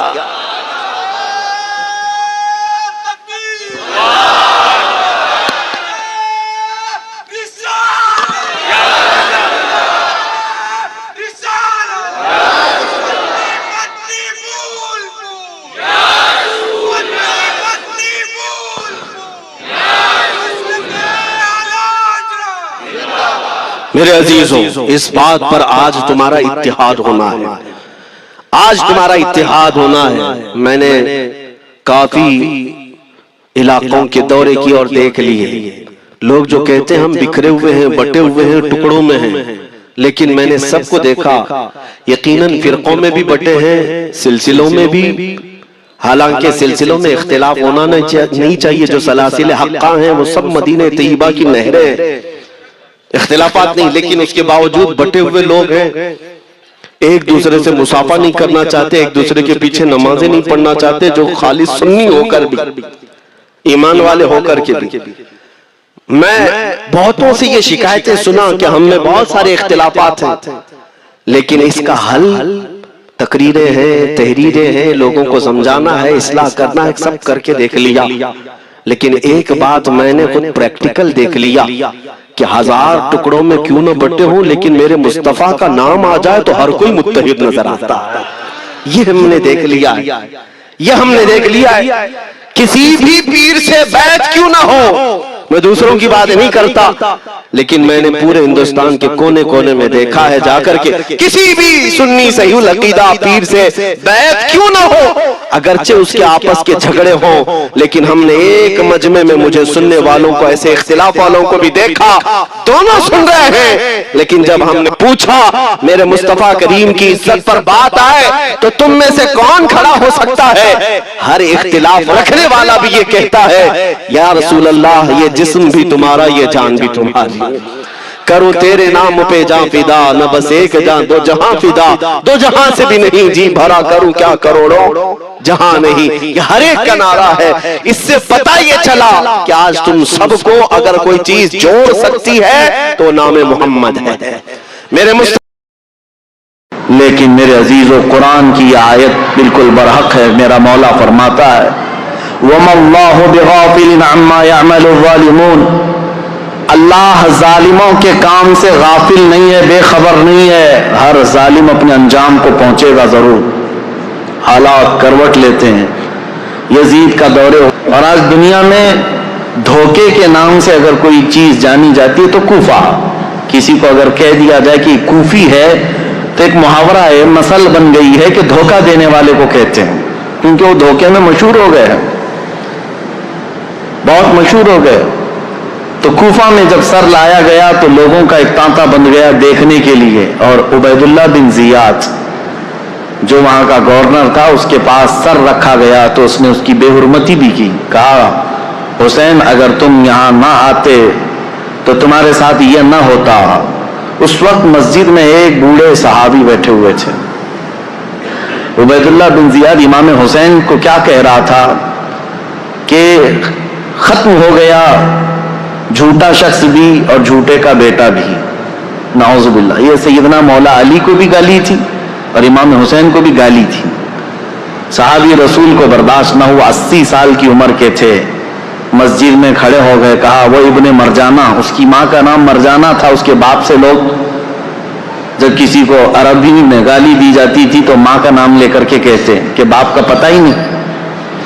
वो इब्ने मरजाना कि तू जिसके बारे में कह रहा है वो इस रूए जमीन में सबसे आला, उसका बाप सबसे आला और उसका नाना सबसे आला है, जिस हुसैन के बारे में तू कह रहा है। और मैं गवाही देता हूं कूफा वालों, ये उबैदुल्लाह बिन जियाद कज़्ज़ाब है, दज्जाल है और दज्जाल का बेटा है, कज़्ज़ाब इब्ने कज़्ज़ाब है। उन्होंने अपना हक अदा किया, भरी महफिल में भी हक बात खड़े होकर कह देना। उबैदुल्लाह बिन जियाद ने उस बूढ़े सहाबी को उसी मजलिस में कत्ल करवा दिया, 80 साल की उम्र के थे। देखें, हर जमाने में हक बात को एक्सेप्ट करने वाले और बढ़ चढ़ कर ऐलान करने वाले मौजूद रहेंगे, बुज़दिल चाहे जितने भी बन जाएं, लेकिन कोई ना कोई मजलिस में रहेगा, क्योंकि अल्लाह का दीन है और सुबह क़यामत तक अल्लाह हक बोलने वालों को जिंदा रखेगा। फिर उसके बाद ये सर इमाम हुसैन का दिमश्क लाया गया, जो मुल्क शाम की राजधानी है। दिमश्क में यजीद का तख्त खिलाफत था, वहां पहले ही से लोगों में ऐलान हो गया था कि करबला में जो जंग हुई उसमें लुटा हुआ काफिला आ रहा है, इमाम हुसैन को, उनके सर को और उनके खानदान की बीवियों को और उनके बेटों को कैदी बनाकर लाया जा रहा है। इमाम ज़ैनुल आबिदीन इमाम हुसैन के बेटे जो बीमार थे करबला में, वो जंग में मैदान में नहीं उतरे, बीमारी की आलम में वैसे ही रहे, और वो भी चल करके दिमश्क पहुंचे। वहां पर बताया गया है दिमश्क शहर में ताशे बज रहे थे, ढोल बज रहे थे, बाजे बज रहे थे, इमाम हुसैन का सर आ रहा है तो एक जुलूस की शक्ल थी। लोग अपनी अपनी बरामदों में आकर छतों पर खड़े होकर देख रहे थे कि ये जुलूस आ रहा है। इस अजीब हाल है कि शायर ने बहुत अच्छे अंदाज में कहा है कि अजीब उम्मत है, कत्ल किया शब्बीर का वो भी नारे तकबीर के साथ। यानी एक तरफ अल्लाह अकबर कहने वाले ही हैं और उसी रब्बे जुल जलाल के सबसे प्यारे महबूब सल्लल्लाहु अलैहि वसल्लम के नवासे का कत्ल कर रही है उम्मत, और फिर उसके बाद उसको घुमा भी रही है। जब लाया गया दिमश्क तो ये हालात थे कि बाजे बज रहे हैं, ढोल बज रहे हैं, ताशे बज रहे हैं, और यजीद के दरबार में ये लुटा हुआ काफिला जब पहुंचा तो यजीद ने मगरमच्छ के आंसू बहाए और कहा, हुसैन अगर तुम बगावत न करते तो ये हालात ना होते, और अगर मेरे सामने आ जाते तो मैं कत्ल का हुक्म नहीं देता।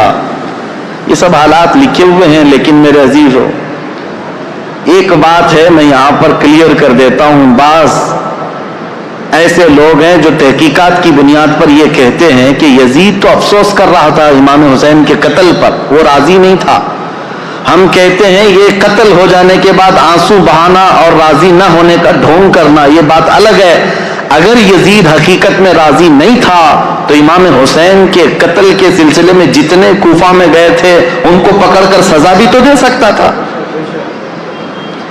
लेकिन सजा किसी को नहीं दी गई। इसका क्या मतलब है? एक तरफ तुम रो करके लोगों को बता रहे हो कि मैं इससे राजी नहीं था।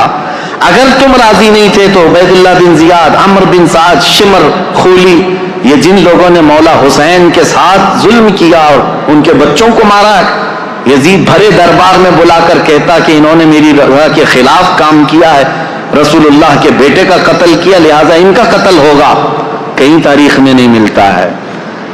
तो लिहाजा ये ढोंग रचाना ये ऐसा ही है मेरे अजीजों कि सिर्फ इतना बयान दे देना कि हमें खेत है, हमें अफसोस है, ये तो पॉलिटिशियन जैसे आज भी करते हैं। सियासी लोग कत्ल हो जाए, पूरा का पूरा गांव जल जाए और उसके बाद तुम एक स्टेटमेंट दे दो कि हमें खेत है, हमें अफसोस है इस बात का। तो क्या इतना कह देने से सारी चीजें खत्म हो जाएंगी? इसीलिए मैंने तकरीर की शुरू में ही कहा, लम्हे ने खता की, सदियों ने सजा पाई। कभी एक लम्हा खता हो जाती है और उसकी सजा कयामत तक कायम रहती है। यही यजीद ने किया। 3 साल दौर था उसका, सिर्फ तारीख में मौजूद है, उसकी हुकूमत सिर्फ 3 साल चली। لیکن ان 3 سالوں کے اندر جو اس نے ہولناک یہ حادثہ کیا ہے تو اس کی مذمت اور اس کی وجہ سے اس پر لعنت یہ صدیوں تک جاری رہے گی۔ امام حسین کا سر مبارک جب آیا وہاں پر تو عجیب حالات تھے، کچھ صحابہ بھی وہاں موجود تھے، انہوں نے یہ روایت بھی بیان کی ہے۔ دمشق کے دربار میں جب امام حسین کا سر لایا گیا اس وقت سیدہ زینب رضی اللہ تعالی عنہا نے ایک خطبہ دیا تھا وہاں یزید کے دربار میں، پردے میں تھی لیکن انہوں نے حالات بیان کیے تھے، وہ کرب ہے، وہ درد ہے ان کے خطبے میں، انہوں نے جھنجھوڑ رکھا تھا، حتیٰ کہ جو یزیدی دربار میں کھڑے تھے وہ بے اختیار رونے لگ گئے تھے، چاہے جیسا بھی پتھر دل ہو لیکن پگھل گیا تھا۔ تو یزید نے یہ دیکھا کہ ہمارے یہاں پر حالات خراب نہ ہو جائیں، اس نے یہ سارا نظام بند کروا دیا، لوگوں کو باہر کروا دیا۔ تو امام حسین کے سر کو بار بار وہ چھڑی لگا کر بات کرتا تھا، اور اس کے بعد تاریخ میں یہ موجود ہے کہ امام حسین رضی اللہ تعالیٰ عنہ کا سر مبارک، اس میں روایات میں اختلاف ہے، بعض نے کہا امام زین العابدین کے ساتھ مدینہ طیبہ لایا گیا، بعض میں شہر عسقلان میں رکھا گیا جو ملک شام کا ایک علاقہ ہے، تہخانے میں رکھا گیا تھا، اور تقریباً 450 سال کے بعد وہاں سے مصر لایا گیا قاہرہ میں۔ قاہرہ میں آج بھی امام حسین کا سر مبارک دفن ہے، جو وہاں کی تحقیقات ہیں وہ جہاں پر بھی ہے، لیکن ایک بات تو طے ہے، اللہ تبارک و تعالیٰ نے ان کے متعلق فرمایا ہے کہ ان کو مردہ نہ کہو، وہ جہاں ہیں زندہ ہے، شہید ہیں۔ اب جب مدینے یہ قافلہ آیا تو بڑا غمگین ماحول تھا پورے مدینے کا، مدینے والوں کو پہلے سے خبر تھی۔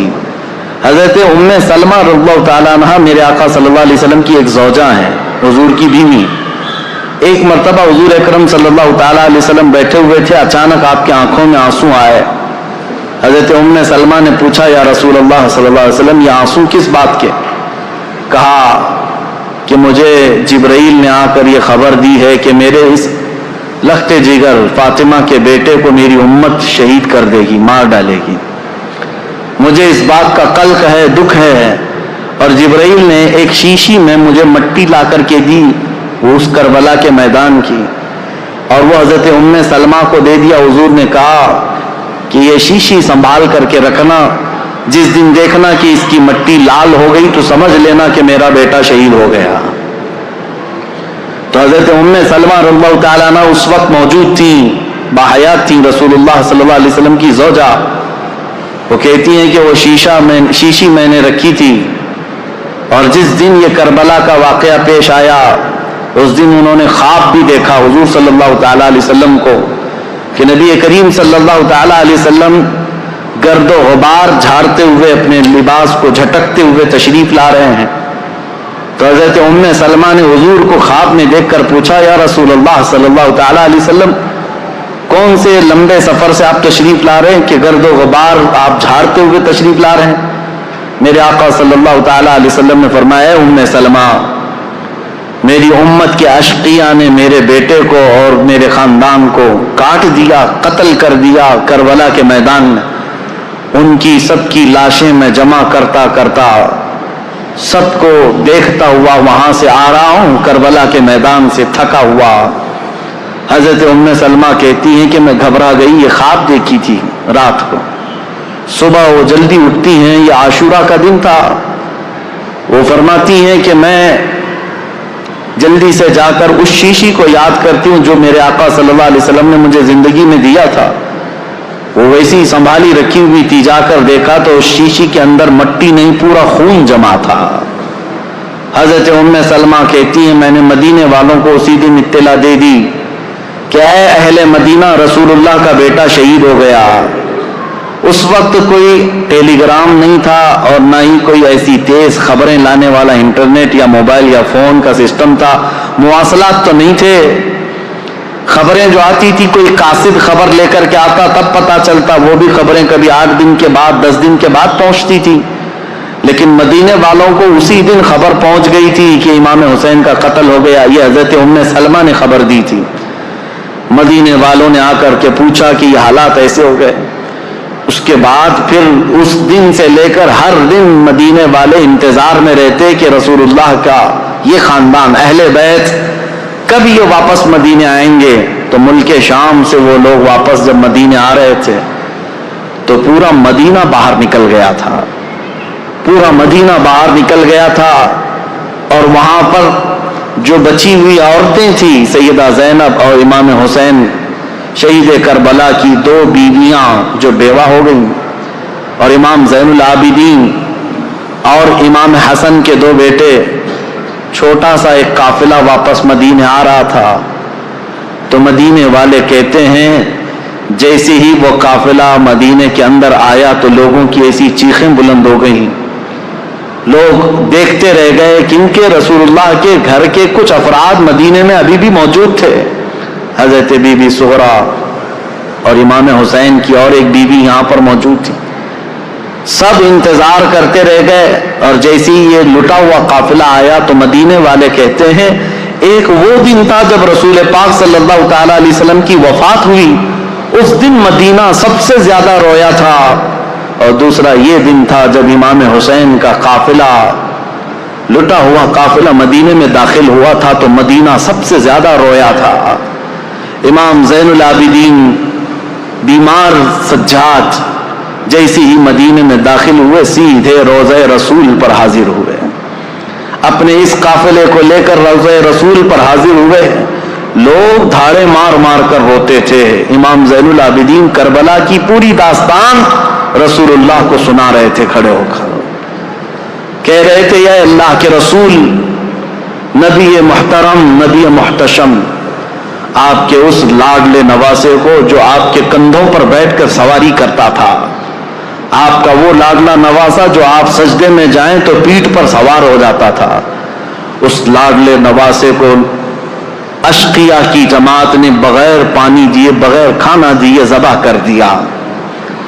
اے اللہ کے رسول, ہم نے اپنی آنکھوں سے دیکھا ہے آپ کے اہل بیت اطہار میں سے 6 ماہ کے علی اصغر کو بھی انہوں نے تیروں سے چھلنی کر دیا. آپ کے گھر کے ہر جوان بچے کو گھوڑوں پر سے دوڑا کر کے ان کی لاشوں کی بے حرمتی کر دی. جب امام زین العابدین رو رو کر کے یہ بیان کرتے تو مدینہ, جتنے لوگ تھے مدینے کے وہاں موجود, سب چیخیں بلند ہو گئی. کئی لوگ تو وہاں غش کھا کر گر گئے تھے اس غم کی داستان پر.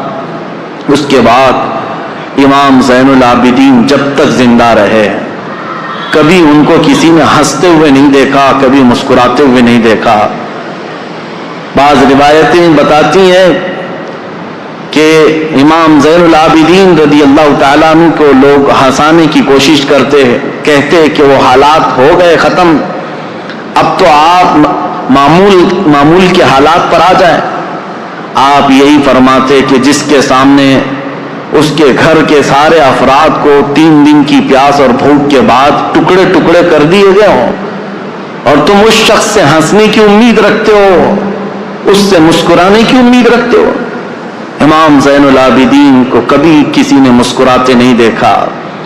کبھی وہ کسی قصاب کی دکان کے پاس سے گزرتے تو روتے کھڑے ہو جاتے ہیں.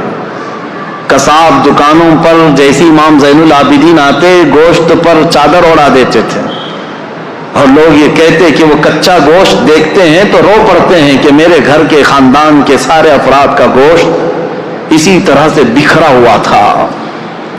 وہ کسی ذبح کرتے ہوئے جانور کو دیکھتے تو رو پڑتے تھے, ان کی آنکھوں سے آنسو نکل آتے, اور یہی کہتے ہیں کہ لوگ تو جانوروں کو پانی پلا کر ذبح کرتے ہیں, میرے باپ کو لوگوں نے 3 دن کی پیاس کے بعد ذبح کیا تھا. تو ان کے غم کے برابر تو میں سمجھتا ہوں دنیا کا غم ہی نہیں ہے امام زین العابدین کا. لیکن میرے عزیزو, قرآن کی یہ آیت بالکل برحق ہے. میرا مولا فرماتا ہے وَمَا اللَّهُ بِغَافِلٍ عَمَّا يَعْمَلُ الظَّالِمُونَ, اللہ ظالموں کے کام سے غافل نہیں ہے, بے خبر نہیں ہے. ہر ظالم اپنے انجام کو پہنچے گا ضرور. حالات کروٹ لیتے ہیں. یزید کا دور حکومت ختم ہو گیا, اس کے بعد یزید کا بیٹا معاویہ تخت نشین ہوا. 6 مہینے صرف خلافت چلی, اس کے بعد یہ خاندان کی وراثت ہی ختم ہو گئی. معاویہ کے بعد یعنی یزید کا بیٹا جو معاویہ تھا، اس کے بعد پھر اس خاندان میں خلافت ہی ختم ہو گئی، مروان کی حکومت چلی، مروان کے بیٹوں کی حکومت چلی، لیکن اس اثنا میں ایک شخص مختار ثقفی نام سے کوفہ کی سرزمین سے ابھرتا ہوا ایک نوجوان نکلا۔ وہ اہل بیت کا جانثار تھا، محب تھا، چاہنے والا تھا۔ وہ کوفہ کی ساری طاقت و قوت کو اس نے جمع کر لیا، اور اسی دن سے اس نے طے کیا کہ رسول اللہ کے خاندان کے ساتھ جو ہوا ہے میں اس کا بدلہ لے کر کے رہوں گا، میں کفارہ ادا